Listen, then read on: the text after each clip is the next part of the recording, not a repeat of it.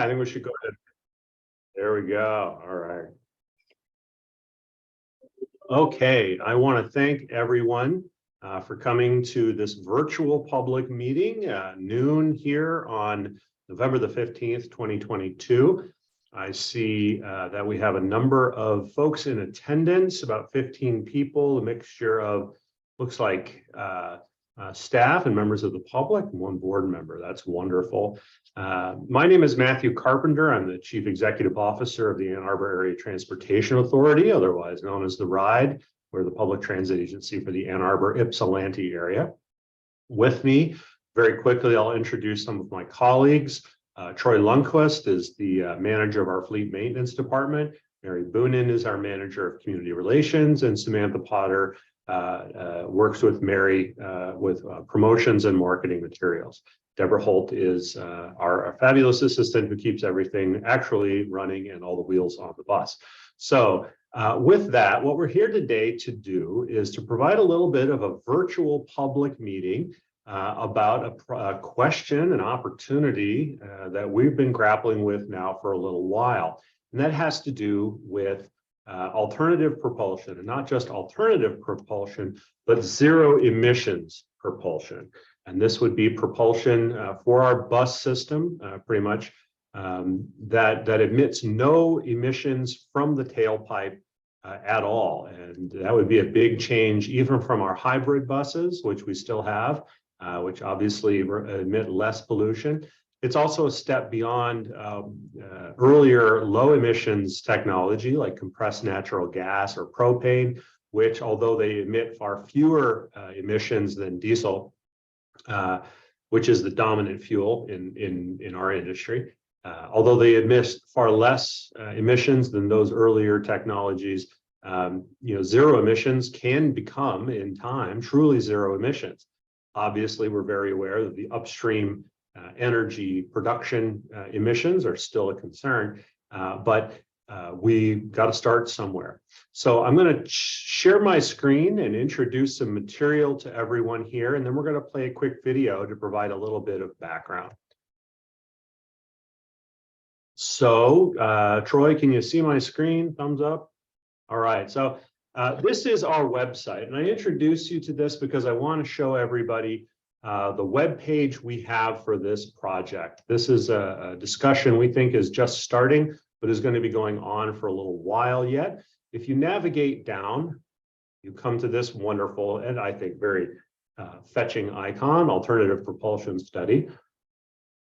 And this takes you to a website where it's the repository of all the technical information that we're sharing at this point. The most important thing here has to do with a report that we've been working on. We've commissioned a firm called Stantec to review sort of the state of the practice of these zero emissions propulsion technologies and give us a preliminary report on how they work and the pros and cons of the various technologies. I think it's very important for me to say that they did not give us a recommendation. That's a bigger question. We simply commissioned them to do the upfront research, pretty much a desk exercise, if you will, based on their extensive experience helping other transit agencies adopt this sort of information. So if you were to go to this part of the website, and I encourage you to do that, you can find the full report, which is a quick 200 something pages. I got to warn you, it's as dense material. The executive summary, which I think puts the main issues together pretty concisely. And a video presentation and script and presentation material for that. We're going to watch those in a minute. And we also have some additional resources here. We found some great videos on YouTube primarily about the technologies we're considering, which are primarily hydrogen electric and battery electric buses. We encourage everyone to just have a look at these. They're quick and very insightful. They kind of help display the various information that's out there. Obviously, you can attend a meeting, this meeting here today, and we have an in-person one this afternoon, which I believe is at the Washtenaw County Community Center on Washtenaw and Carpenter, if I'm correct. So that's later this evening. And We also have a form here where you can provide your comments. These come directly to me.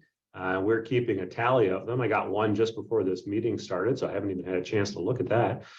So this is where you can go and learn a lot about the information that we have assembled to date. Before we watch the video, I want to explain again a little bit about what the Stantec firm was hired to do. And I think I said it, but I just want to reiterate.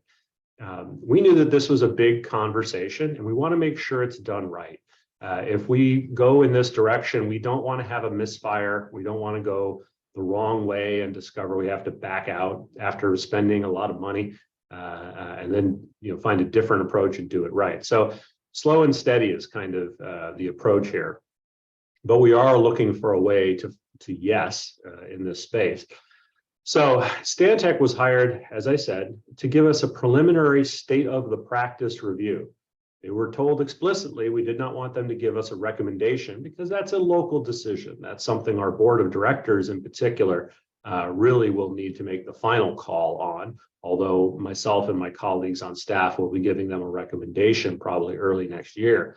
But Stantec's report really helps narrow things down quite a lot. The information, I know to me, it was a real learning process. I learned a lot about these technologies that I think is very, very helpful and has shaped my thinking on the subject. And hopefully, I'm just kind of geeking out about it, frankly, and I'd love to share it with you as well.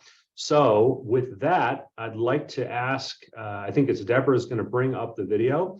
We'll watch the video together, and then we'll rejoin this. And I have a couple of questions for people, and we're going to have ways for you to provide virtual feedback during this meeting, and we'll kind of have a facilitated discussion, and we'll go from there. So with that, thank you all for the opportunity. Thank you for coming to this meeting, and let's watch the video, and we'll see what the report's all about.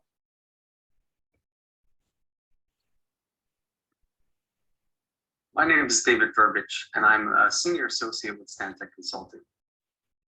Stantec was retained by TheRide to analyze and explore alternative bus propulsion technologies and the opportunities and challenges for TheRide to transition to different propulsion technologies. Stantec has worked with transit agencies throughout North America on similar studies and developed implementation plans for transitions to zero-emission buses, also known as ZEBs. I'm serving as project manager for this assignment. In this presentation, I'll walk through some of the key points of the project and study, and would encourage anyone who's interested in learning more about this to check out TheRide's website, where you can find the full report and study, as well as leave feedback. I will switch to our presentation now.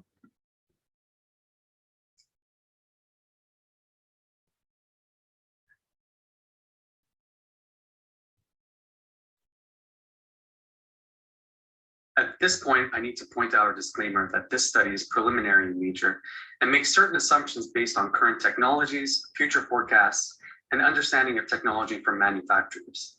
As such, the analyses and forecasts here are based on a rough order of magnitude of cost estimates and assumptions that have certain limitations. Additional analyses and engineering work will be required depending on TheRide's future directions and decisions. This presentation will start with a project overview and then provides context and background. I'll provide information about the benefits and costs of transitions to zero-emission bus fleets, and then spend some time describing ZEB technologies. I'll review our financial evaluation of different technologies and scenarios, and close with key conclusions and next steps for TheRide.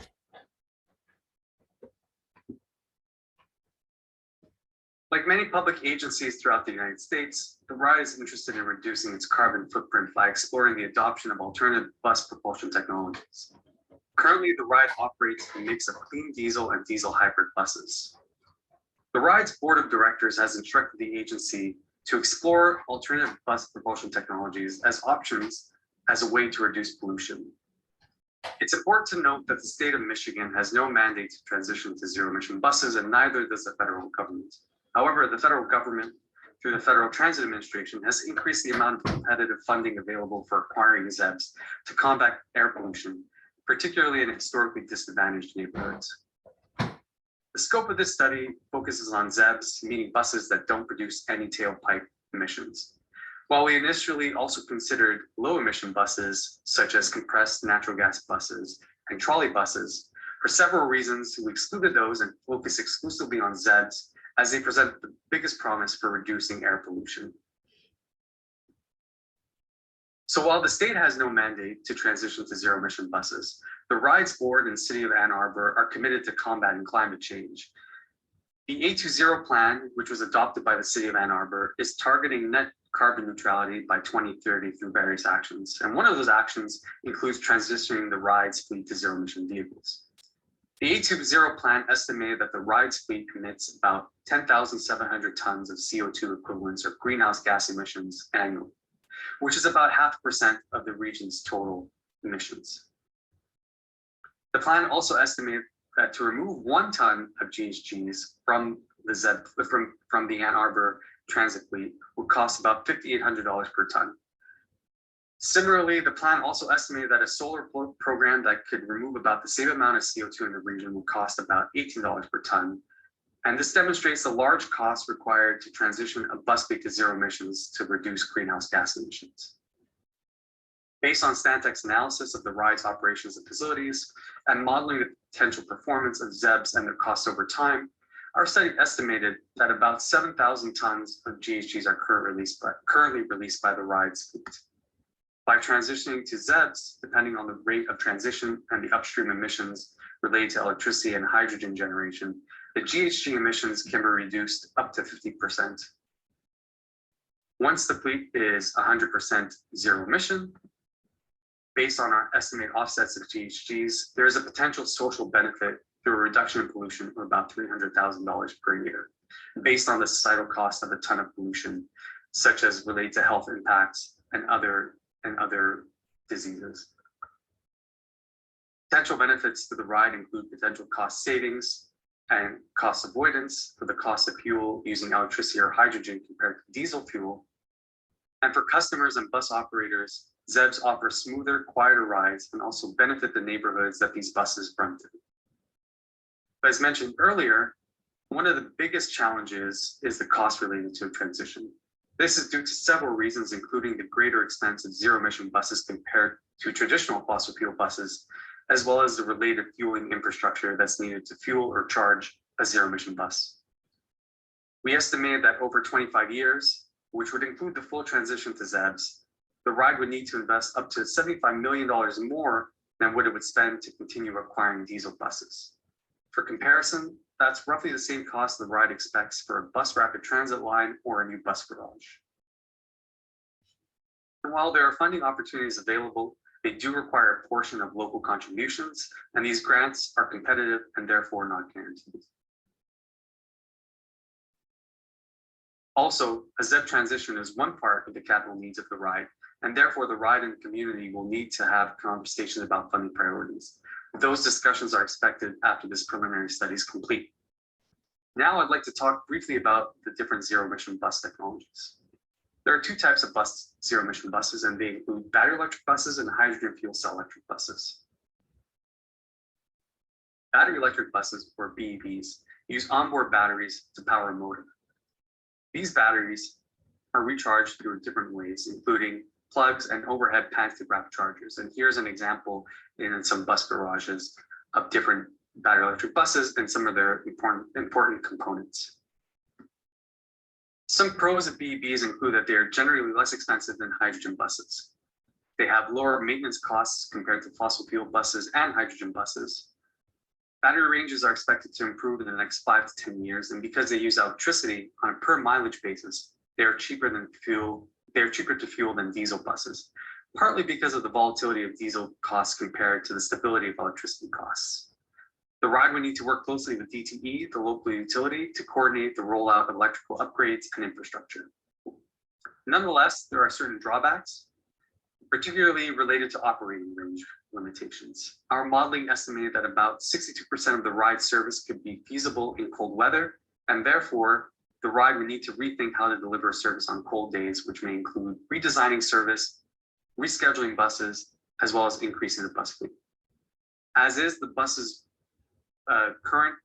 RIDE's current bus garage is crowded, and installing chargers and infrastructure require costly upgrades and further limit any ability to expand the fleet in the future. And although electricity is generally cheaper than diesel fuel, the rate structure is somewhat more complex and carries some risk depending on the timing and intensity of charging. Finally, it is more expensive and challenging to economically increase the size of the BEV fleet since the number of chargers and investment grows with the number of buses, i.e. more buses, more costs. Hydrogen buses, on the other hand, refuel like a diesel bus by connecting a dispenser and filling an onboard hydrogen tank. Because the vehicle has an onboard hydrogen tank that is used to create electricity to power the motor, hydrogen buses have longer operating ranges compared to BEVs, but still less than fossil fuel buses. Our modeling showed that 90% of the ride service can be operated in cold weather conditions, showing that this technology provides a greater range of service. Because of the way hydrogen buses fuel and operate, they have smaller impact on bus operations compared to BEVs. And similar to BEVs, because they have fewer moving parts than a fossil fuel bus, they are less expensive to maintain and are more cost effective to scale because fueling infrastructure represents a fixed cost that gets spread out over a larger fleet. So on a per bus basis, a hydrogen bus fleet is less expensive than a BEV fleet. Nonetheless, like BEVs, fuel cell buses have drawbacks, including their costs, the space needs for on-site hydrogen fueling storage and dispensing, some of which you can see in these photos on this slide. And the use of hydrogen also requires extensive upgrades for safety codes to the facility, including gas leak detection. Finally, hydrogen as a fuel is more expensive than electricity, but the costs are coming down. So the alternative bus propulsion study provides an overview of the different technologies, the pros and cons and considerations for the ride. So we aren't endorsing one technology or another. Moving on, part of our assignment was to explore and perform a financial analysis comparing different technologies and different transition rates to business as usual. That is, continuing to operate diesel buses and not transitioning to BEVs or ZEVs, excuse me. The analysis considered predictive modeling of the range and success rates of BEVs and fuel cell buses and the cost for fuel, maintenance, and capital infrastructure. The outputs included operating capital cost comparisons to business as usual with diesel buses. We evaluated 4 different scenarios, and these were somewhat related.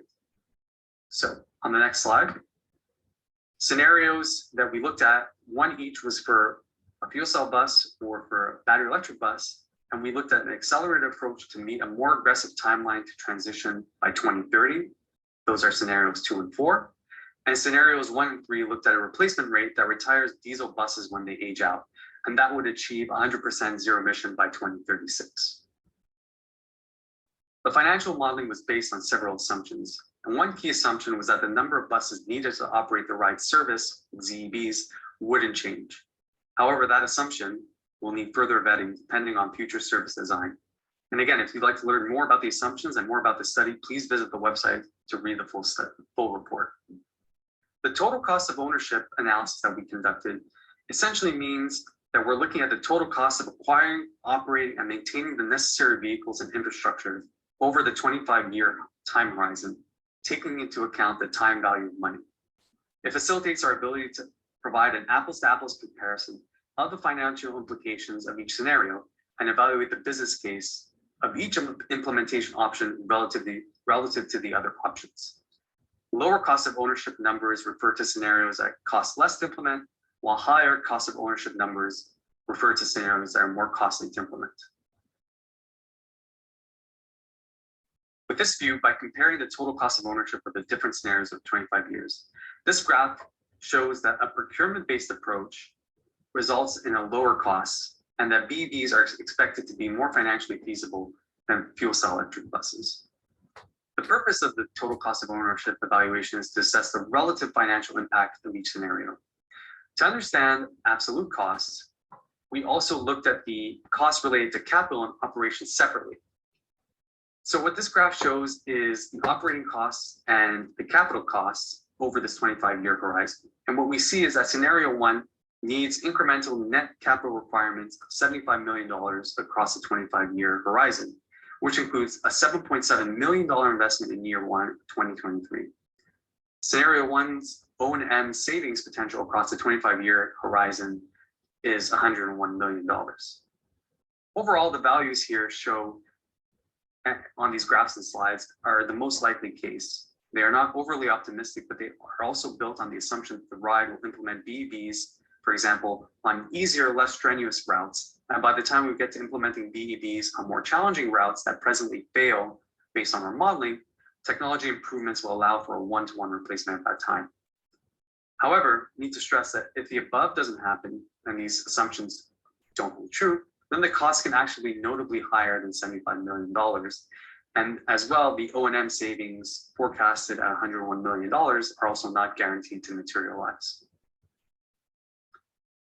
The analysis here was meant to explore and compare different scenarios, not to provide a project budget. Project budgets are to be developed later when detailed design and the preferred concept takes shape.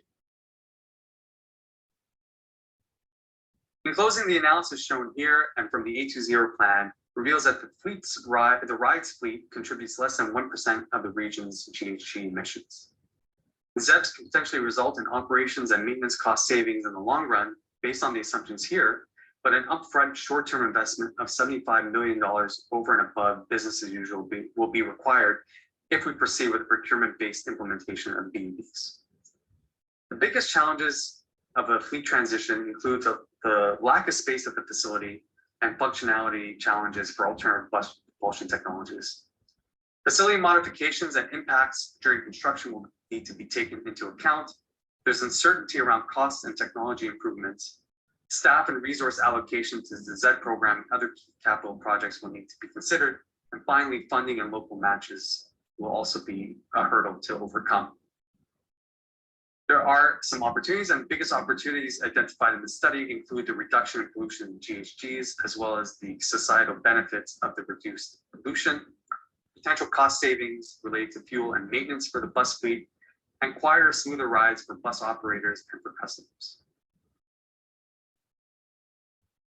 The information presented in the report that you can find online will help the RIDE chart a path forward for the eventual ZEP transition.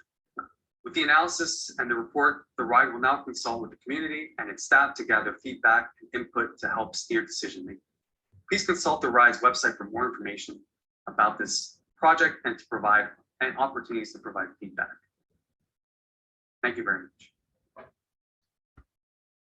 Wonderful. So that was the presentation from our consultant. That was David with Stantec, and essentially what he was doing was verbalizing the executive summary and chief findings from this background research on zero emissions bus propulsion technology. So I hope everyone's had a chance to at least watch that video, this time, if not before. The full report is available online, and I really do stress I learned so much from looking through and reading that entire report. There's great information about almost all of the other demonstration projects of both of these technologies, California to Toronto and lots of other places in between. So we really have the opportunity to learn from other people's successes and some of their missteps. So the report, I think, is really worth downloading and reading all of.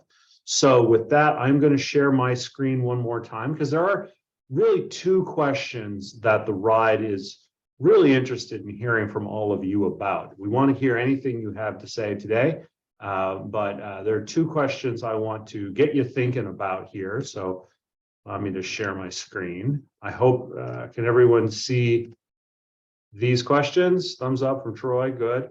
So there are really two key questions I'm most interested in hearing about from you today, but any question you have is certainly something we'll try to respond to and discuss.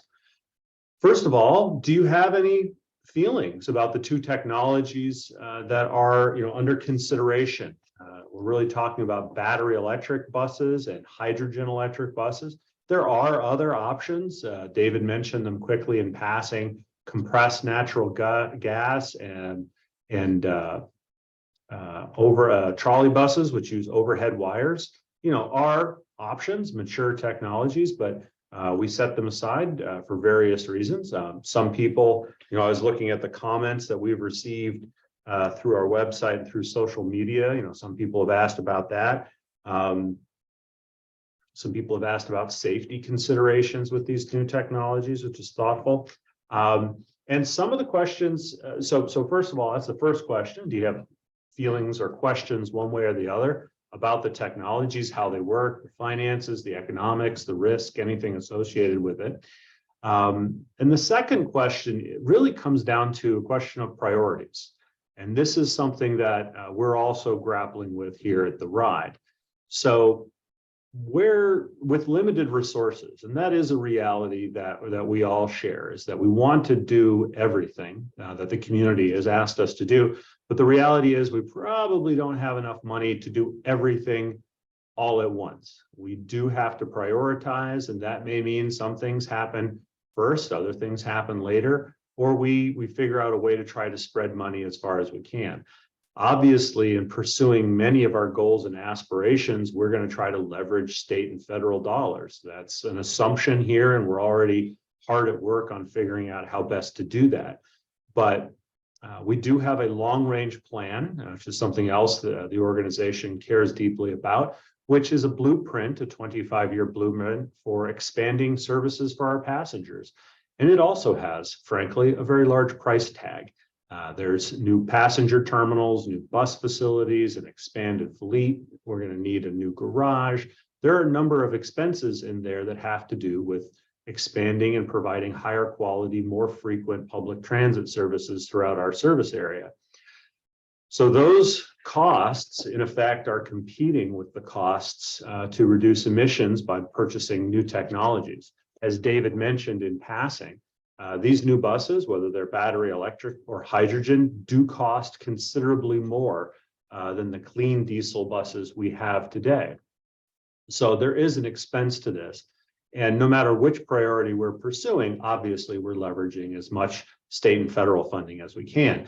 But looking at all of those aspirations together, we can tell already we're not going to have enough money to do everything all at once. We will have to set priorities. Some things may have to wait or go slower than we might otherwise want.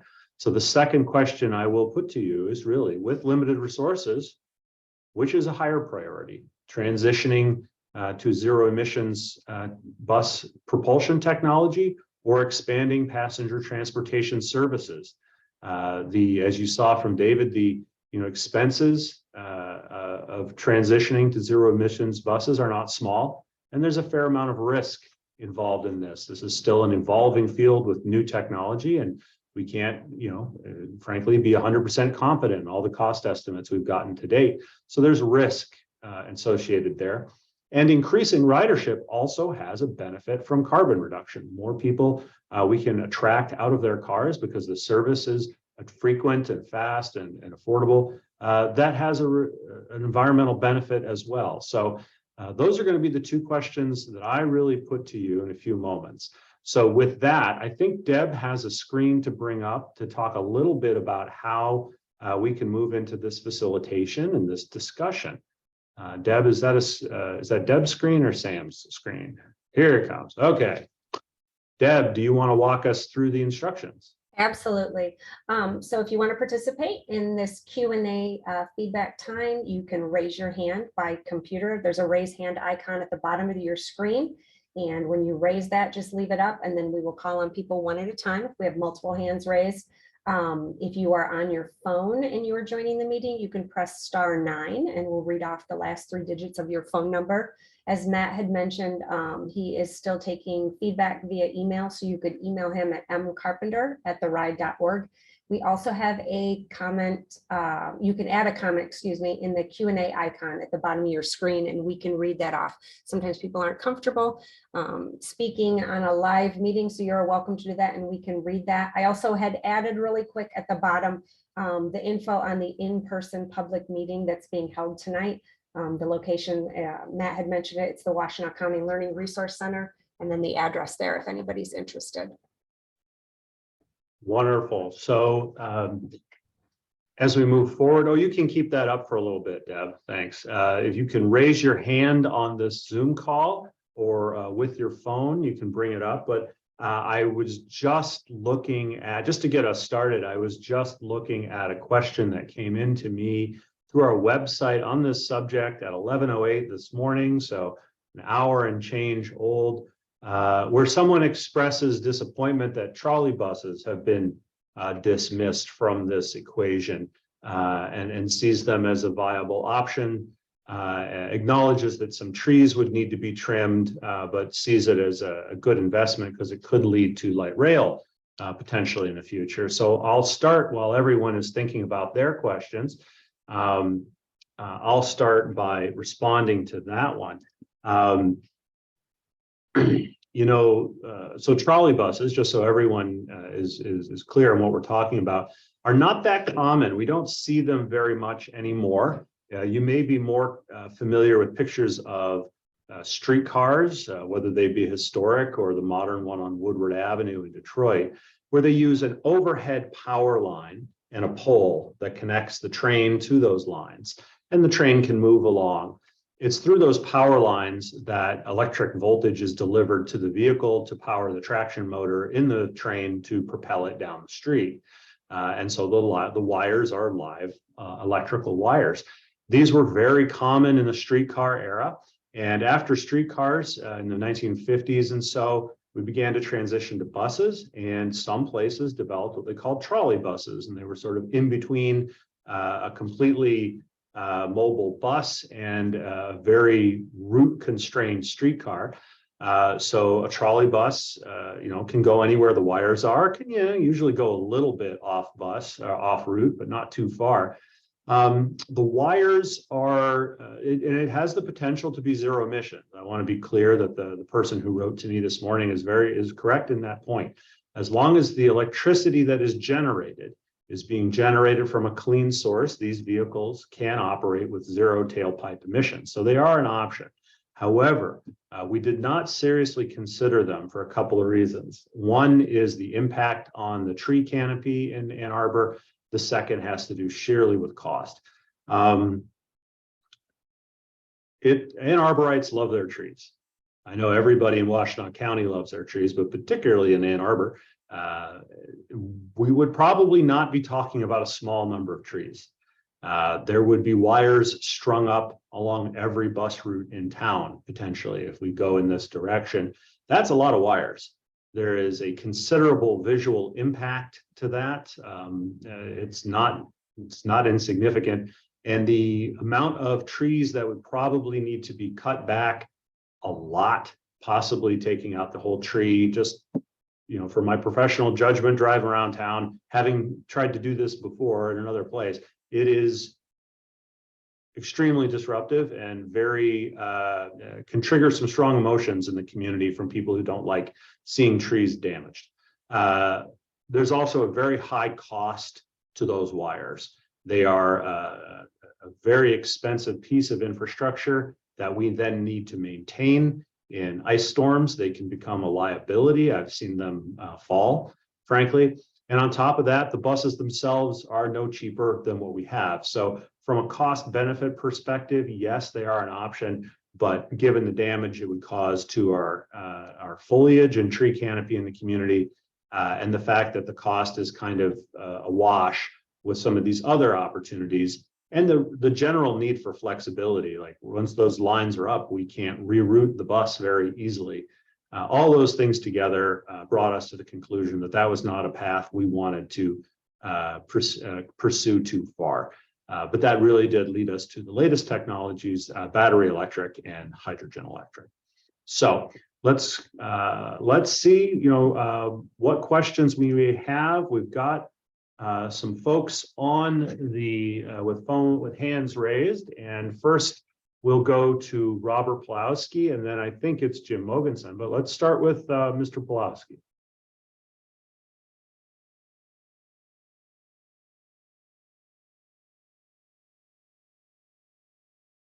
All right, we can't hear you, Robert. Do we need to unmute? Here he comes. Okay, unmute yourself. There you go. Thank you, Matt. I've just been brought over by Deborah, so sorry for the delay, but good afternoon, everyone. Robert Pulowski, currently calling in from Southgate, Wayne County and representing the RTA Citizens Advisory Committee.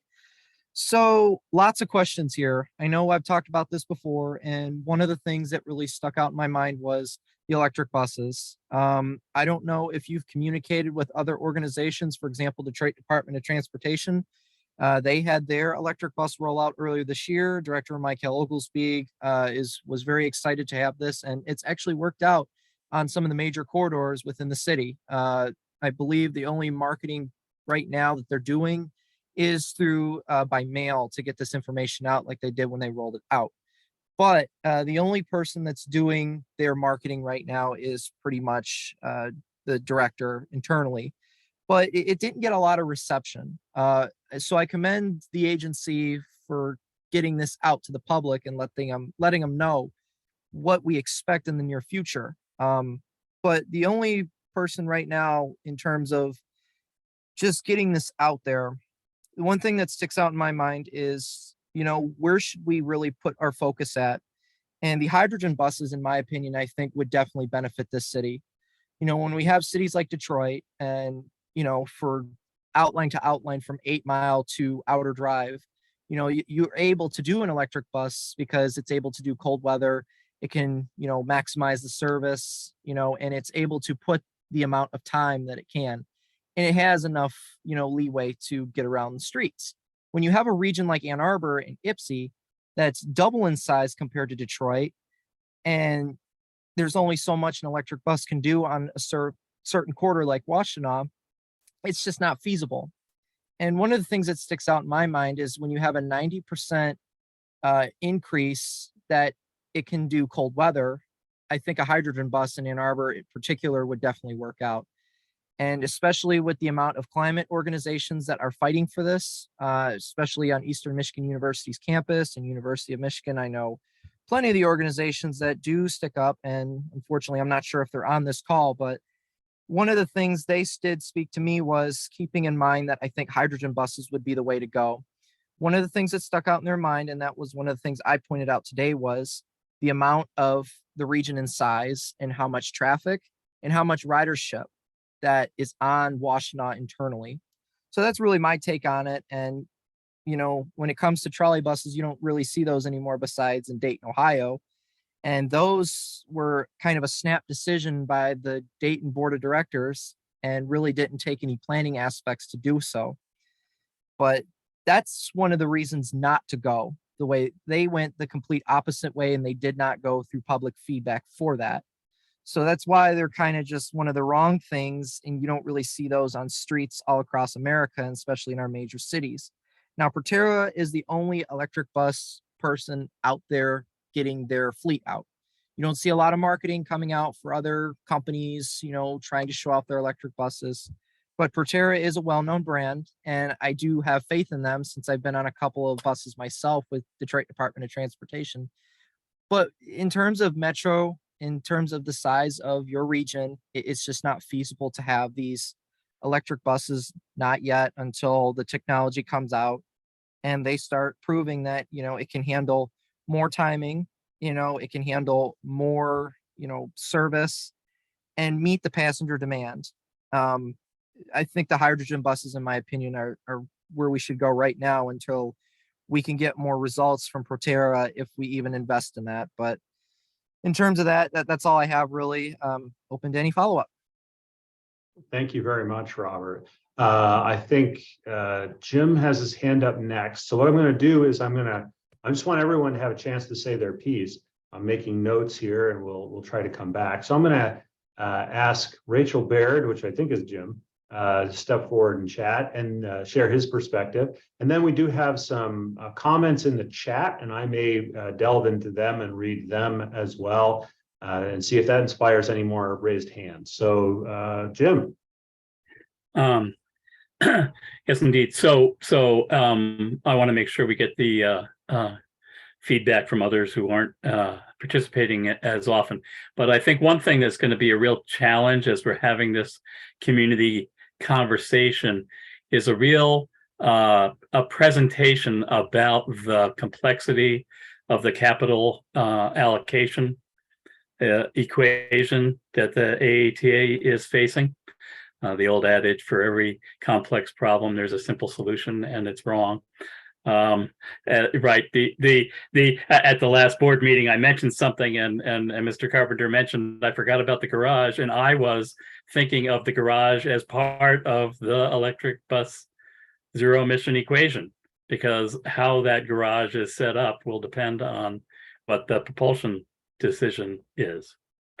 And as I've mentioned before, just so other people know, the question about making sure that we have those equity allocation as it relates to like the Ypsilanti Transit Center and some of those other things that can get overwhelmed by the understanding of the propulsion challenges. And finally, third thing is, one thing I think it's important to do is to put forth the narrative of the hybrid bus conversation. As I understand it, that was a conversation that I actually watched happen. I've been around long enough to have watched that conversation happen, where when the initial millage, overlay millage was passed, the initial costing did not include hybrid buses. There was advocacy that hybrid buses were allocated. A huge compromise was set up, and it created potentially some financial issues relating to the rides going forward. The hybrid buses are more expensive, and they always break all at the same time.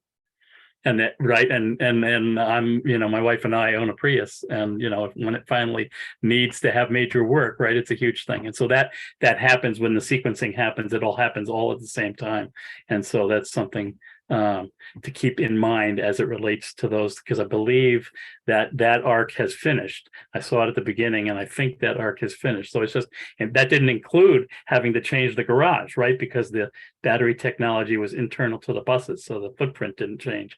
But that's a question moving forward, I guess. And the very last thing is that, so the University of Michigan is moving to electric buses, and the thing to put in mind is that they have very constrained routes. They have property. That transit center that's up by Green Road has been in big building for years. It was hugely controversial as years, and TheRide is going to have to move that forward in that same context. I looked at the two properties as I was driving down Industrial that are potentially places where the expansion can happen, and that's going to be hugely expensive and complicated to make that go forward. So thank you very much, as always, for your time, and I look forward to hearing what other folks are thinking. Thank you, Jim. Excellent historical perspective as well. Jim is great. And as a long time watcher of TheRide, he can provide that. And we've got a lot of good comments in the chat, and I'm going to try to begin to respond to some of these questions. So we have from Michael that battery electric seems more practical as electric infrastructure is more developed than hydrogen infrastructure. Zero emissions should be a priority, as the planet is in danger of climate change causing changes to the Earth's ecosystem. So thank you very much, Michael, for those points. And he does raise an important point that electrical infrastructure is more developed than hydrogen infrastructure. That is true. And that does weigh on our decisions. Obviously, there are power lines everywhere. There are not hydrogen stations everywhere. One of the things about either one, and this gets to Jim's point about our facilities, hybrid buses still used diesel fuel. They were not a big change to our buildings. And many of you probably have never seen our garage down on South Industrial, but we can shoehorn about 100 buses in there at night. It's a not insubstantial facility, and it will need to be heavily modified, whether we do battery electric buses or hydrogen. Either one is going to cost a lot of money to update the building to get it ready for that. And that's not an insubstantial consideration. It is a high risk and a high cost. And back to Michael's point, one of the things about hydrogen is that our buses already fill up at a single fueling station, our garage. That's the only place we fill the diesel buses now. So to switch that over to a hydrogen system is not a big divergence from our normal operating procedures. But it does mean we obviously have to build a second fuel tank for hydrogen and have a separate way of fueling them. So our staff have asked a lot of questions about that. So that's an excellent point. Thank you, Michael. Josh writes that dedicated traffic lanes, either by having dedicated bus lanes or shared roads with light rail or rail priority, tend to increase reliability and timeliness, which tends to increase potential ridership and reduce vehicular traffic. It seems like it would be a better priority to focus on things that fuel this virtuous cycle, and I think it means growing ridership, rather than primarily focus on the fuel source itself, letting us cycle out of fuel inefficient buses as they age out. So as opposed to, I think, Michael's point that zero emission should be the priority, Josh is articulating, maybe phase it in more slowly while pursuing ridership goals. Thank you, Josh. We have an anonymous comment that sounds like battery electric vehicles, we're hoping battery tech will improve. And with hydrogen, we're hoping hydrogen production will become cheaper. In either scenario, it's a gamble. Is there a quantitative difference in the risks associated with each option? Anonymous caller, you are very insightful. This is an excellent comment. I encourage everyone to look at it. Yes, the battery electric technology is less developed than the hydrogen. The battery electric buses are only maybe 8 years old. Hydrogen buses have been in development for about 20 years. Diesel buses have obviously been around for 100. Hydrogen fuel costs are a consideration. It is baked into the finances. If the fuel costs do not come down, the financial benefits will not materialize. Meanwhile, with battery electric buses, yes, if the battery energy density cannot improve, then they can't stay out a whole day. And they don't work very well on cold days either, like today, where we have to run essentially space heaters in the buses to keep them warm, because that draws off the same battery. So you are very correct that there's a technology issue on one side and more of an economic issue on the other. Is there any quantitative difference in the risks associated with each option? The report online goes into excruciating detail on the risks associated with each option.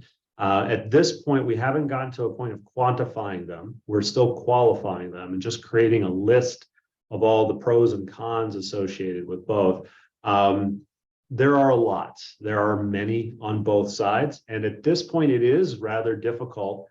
You are correct, anonymous writer. It is a gamble. It is not clear to us yet, frankly, which of these two technologies is inherently superior, or if we're going to be dealing with a sort of VCR Betamax problem where one of them ultimately outcompetes the other, and the other one is, is completely gone within a few years. So there are risks associated on several levels with this technology. And this does bring us to Jim's comment about our earlier experience with hybrid buses.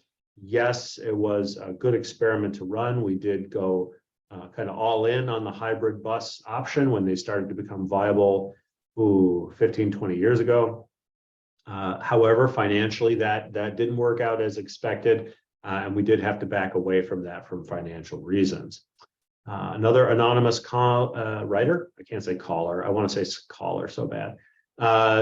Is anyone talking to U of M about their plans? Can the AAATA and U of M combine resources to improve efficiency? And yes, we speak to the U of M and their bus department all the time. I was speaking with them just the other day, actually, about this very matter. They are purchasing electric buses, battery electric buses from New Flyer. We'll correct an earlier caller. There are only three bus manufacturers, traditional ones, left in North America. All three of them do make a battery electric bus. And then we have two new companies, Proterra, which is American, and BYD, which is Chinese, that are specializing in battery electric buses. So we have 5 battery electric options to choose from. Right now, there's only one manufacturer, New Flyer, that makes a hydrogen fuel cell bus, but that may be changing soon. So we do speak to the U of M all the time. I believe they have 4 electric buses on order. They hope to arrive early next year and begin to put in service. And we're going to watch that very carefully.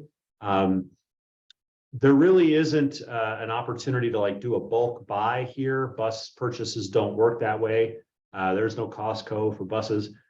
So we're going to pay the same amount, whether we go with them or separately. There is a difference, however, in operating environments and what their fleet needs to do and our fleet needs to do. And that may drive some different technological choices. Good example for them is most of their buses are operate in a relatively small area, campus to campus. They have longer dwell times, so they can recharge a battery bus more efficiently than we can.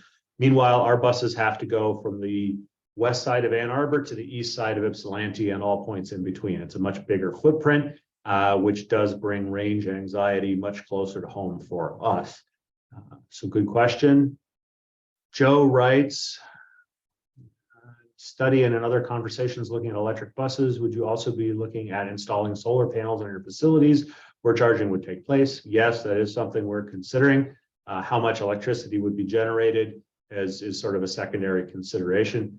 This does lead into the question about where are we going to get the power? And there's a lot in the report about, right now, neither electricity or hydrogen is entirely clean, frankly, and the prices are evolving. So we may begin transitioning to a zero emissions fleet before the source of the energy is entirely sorted out.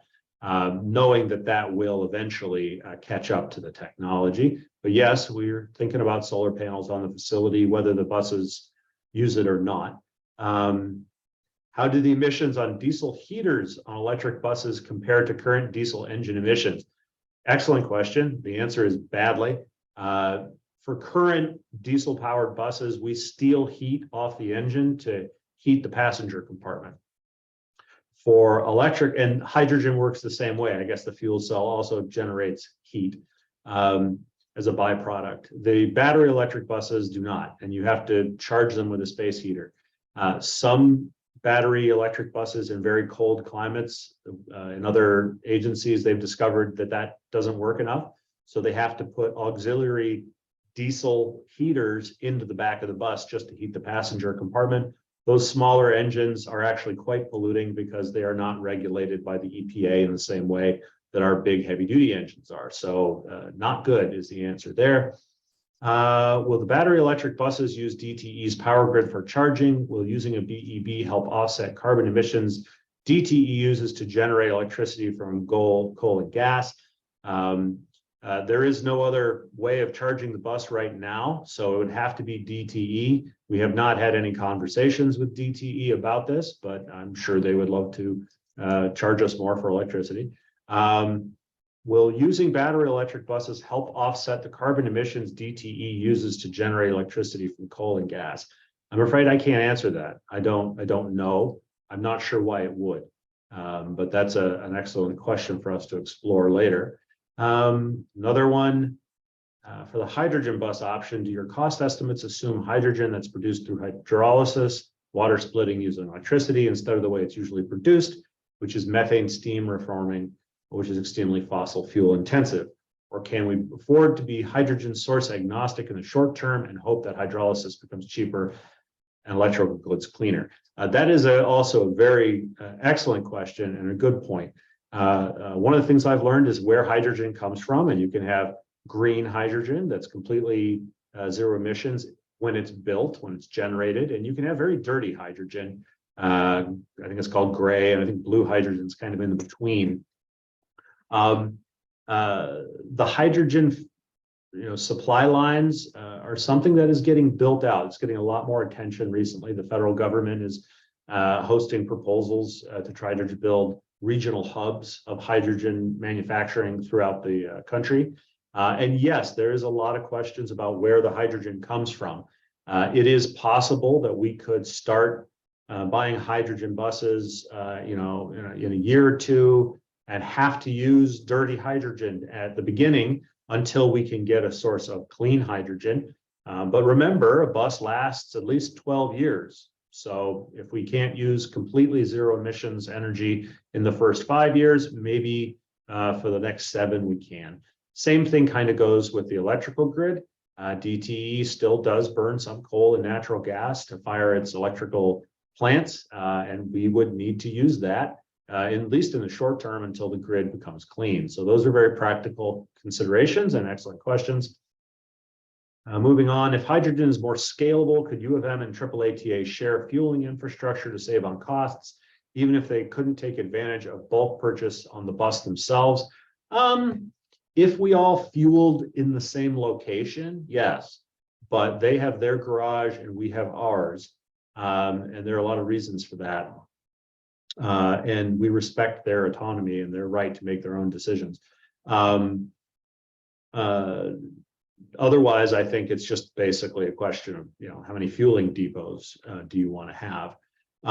It is so, but the question of buying the hydrogen, yeah, that one might be more variable based on, you might have more of a Costco option with that.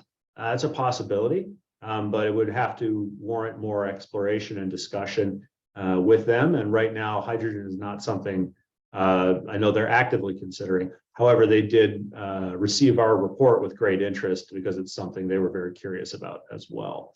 So that's all the chat questions. And I know we're kind of running up to our time here. This is great questions, everybody. And I want to encourage everyone here as we begin to close. I had, two sort of key questions, and a lot of what we discussed today was sort of answering questions about the technology and framing of the questions. And it sounds like you guys are largely spot on with your questions. So good job. Well done. The questions I had, do you have strong feelings about the technology one way or another? Several of you gave me your opinions. I thank you for that. That's helpful. We've made notes. The second question was, which is a higher priority? If we have to go fast on one and slow on another, or vice versa, is it expanding services or transitioning to zero emissions? Michael and Josh gave me their perspectives. Before you leave, I'd love it if you write in the chat what your, if you had to vote up or down, which would it be? I would love to hear from the community on that very central question. Which is a higher priority? Expanding ridership, with expanding services to expand ridership, or transitioning the propulsion system over? I'd love to know what your thoughts on that relative priority are. Practically, my hope is to find a way to do both, but I very much doubt we can afford to do both full speed. I had a guy remodeling my kitchen once who said you can have it done well, quickly, or cheap, but you only get two of those three things. And that's sort of the situation we're in here. So hopefully we can go in two directions at the same time, but one of them will be fast, the other might be a bit slower. And I'd love to know what your relative thoughts are. So before you log off, if you could tell us in the chat what your priorities are, I would really appreciate hearing that. And while we're giving people a little bit of time to do that, I want to say, if you have any final comments, now would be a great time. Raise your hand. I'd love to hear it. Get your thoughts. Okay, we got some hands up. I'm going to ask Lauren to go first. Robert, you're there, don't worry, but I want to make sure everyone has a chance. So Lauren. Hello, good morning. Good morning. I understand this isn't directly related to the current topic, but I was curious if you could tell me where I could find more information about the current status of the Ypsilanti Transit Center project. I looked at the TheRide website and there's a link to the most recent update, which has some different layouts available to view. And I was just curious where the project stands as of today. Thank you, Lauren. That's a great question. And you are right to nudge us to update the website. We do need to do that. Long story short, we're trying to move forward on the planning work necessary to qualify for federal funding. So there's a lot of environmental and more stringent design work that needs to be done. We hope to engage a consultant early next year, 2023, to help us through that process. But we do need, you are correct, we need to update this website to make sure everybody knows what's coming. But rest assured, the project is still a very high priority for us and is actually the first construction project kind of likely to come out of the gate. So thank you for pointing that out. Okay. Robert, go ahead. Thank you, Matt. Just to close off, I'm not sure if you've reached out to other agencies to get their input regarding how they've done their implementation of their zero emission fleet, but I encourage some of staff and you as well to reach out to DDOT to get their take on how they implemented and what bullet points you can take from them before we start looking at a real issue at hand. That's the only thing I want to leave it at. But I've spoken about this the last couple board meetings and the last board retreat regarding this propulsion study. It's a well done study. You guys are probably one of the only cities in Michigan focusing on this technology. So I commend you for that. And we have more projects coming in place in the near future with our 2045 plan. A lot is coming to the ride, and we all know it. And I just want to say thank you to Matt and all the staff for just the amount of work they put in to put this in place. And our generation evolving and our future is coming to close to new technologies. So thank you for your time, and look forward to speaking with you guys soon. Thank you, Robert. And yes, of course, I was speaking with my counterpart at DDOT about this. I've also had the good fortune to speak with several other transit agencies, and this is something we're doing quite a bit of these days to get their perspectives on it. And one of the things I think that's helpful when speaking to those other agencies is we're starting to hear a lot of the same things, and we're not hearing a lot of new things yet, which is good. When you stop hearing a lot of new things, it kind of means you've caught up to the state of knowledge. Like I feel like we now have caught up as an agency in our basic, sort of hypothetical understanding of these technologies. And the next step is to get some more practical hands-on experience.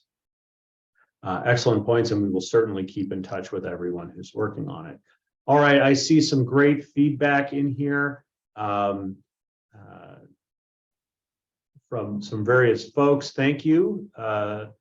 Voting, for lack of a better word, on what you think is most important and what your priorities would be. There's some interesting things in here.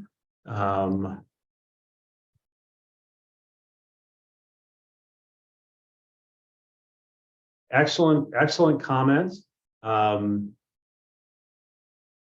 So this is very helpful. Thank you, guys. We're gonna keep all this stuff, and it'll what we're going to be doing. Maybe this is a good way to begin to wrap this conversation up. I can talk a little bit about the next steps. So we are trying at a staff level. We owe our board a recommendation. I need to assess this information, talk to you and members of the community, get the general sense of things, but also talk to, frankly, some of the other transit agencies that are, farther ahead with us on this material, find out some of the lessons they've learned, and get back to my board probably in February with at least a preliminary recommendation about the timeline and the considerations that we need to deal with. Right now, I'm really focused on how much ground can we cover by February. That's holiday season, and I don't want to burn my staff out. So there's only so much ground that we can cover. But every year, the federal government accepts grant applications to help pay for zero emissions buses. So this is good. It means every year we know we will have an opportunity to apply for funding to help offset a lot of these costs. And that is a big consideration as well. So if we can't if we can't answer enough questions quickly enough to be ready for the 2023 grant window, which is in May, we may fall back to 2024. But if we do, I think it might be time well spent, particularly if it helps us get more and more prepared for this. I do have some concerns, as Jim Mogensen alluded to, with the hydrogen bus or the hybrid buses several years ago. We did sort of jump into it with both feet, and we did get a little burned financially. And that put at risk service to our customers. And so that is something that my board has made clear to me. I am not to risk financial jeopardy in that way. So that's not something I can do. I need to go into this knowing, I'm not looking for 100% information. I don't think this technology is evolved to a point where 100% is even possible. As I think Josh noted, there's a lot of risks involved here. There are a lot of unknowns, and they will not be sorted out, I suspect, by February, by next year, even 5 years from now. We may still have a lot of uncertainties and unknowns that we're grappling with. But can we figure out enough to get started? And can we get started with at least a reasonable degree of confidence that the path we're on will pay off over time? Transitioning a bus fleet is not like going to a dealership and buying a Tesla. We have 103 buses. Each one of them needs to last 12 years. We cycle out about 8 of them a year. Managing a fleet of that size and that cost is not inconsiderable. I think conventional diesel bus is like 650 grand now, new, and hydrogen bus, these are like, they're pushing $1 million, $1.5 million, and the batteries are somewhere in between. Well, they might be pretty close to the hydrogen, actually, last I heard. So these are not insignificant considerations, and they do need to be weighed against all the other aspirations and projects that we have. So hopefully we will be able to give our board some direction or recommendation, I should say, in February. If we can't meet the 2023 grant application, hopefully we can meet the application in 2024 and begin to go forward with support from our federal and state partners. So that is our plan, folks. If you want to know more, I would say put a pin in it. Check in with us at our board meeting in February. That's, I think, the earliest you might see any sort of formal update. With that, I think looking at the time, was this, just checking my calendar. Yep, we're a little bit over time here, but I want to thank everyone so much for your time this afternoon. I'll put in a plug. We do have an in-person meeting at the Washtenaw County Learning Center at the near the sheriff's office at Washtenaw near Carpenter this afternoon. I believe it starts at 6. Is that correct? Yes. Okay. So we'd love to have you guys there. Tell your friends, bring the family. It will largely be the same information, to be clear. We'll play the video. We'll ask the same questions. We'll try to facilitate an in-person conversation, but it will be the same material. But we'd love to have you there. So with that, everyone, thank you so much for your time and for your attendance and your interest in this subject.